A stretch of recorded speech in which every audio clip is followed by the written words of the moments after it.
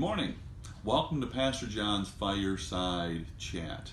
It is Monday, June 29th, and I hope that you're doing well. Yesterday in the sermon, I mentioned that when we deal with spiritual conflict, we deal with it successfully when we remember that ultimately the battle belongs to the Lord. He is the one who fights for us. And as I was thinking about that point, it made me remember something I read a while back by Tim Keller called The Hidden Christmas. Keller writes, Matthew does not begin his story of Jesus' birth by saying, once upon a time. That is the way fairy tales and legends and myths and Star Wars begin. Once upon a time signals that this probably didn't happen, or that we don't know if it happened, but it's a beautiful story that teaches us so much. But that's not the kind of account Matthew is giving us. He says, this is the genealogy of Jesus Christ.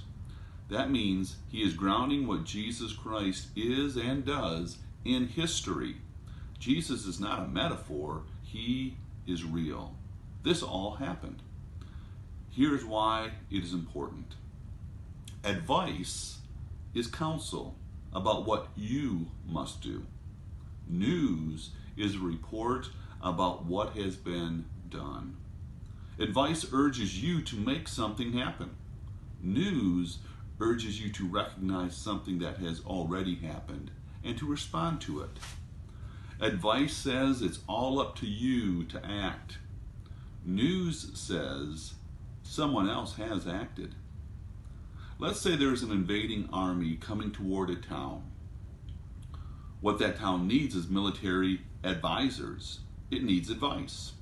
Someone should explain that the earthworks and the trenches need to go over there. The marksmen go up there and the tanks go down there. However, if a great king has intercepted and defeated the invading army, what does the town need then? It doesn't need military advisors. It needs messengers. And the Greek word for messenger is angelos, angels. The messengers do not say, here is what you have to do. They say rather, I bring you glad tidings of great joy. In other words, stop fleeing, stop building fortifications, stop trying to save yourselves. The king has saved you. Something has been done, and it changes everything.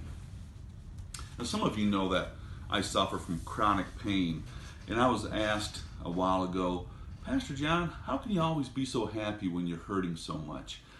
And first of all, let me say, I'm not always happy. You can ask my wife about that.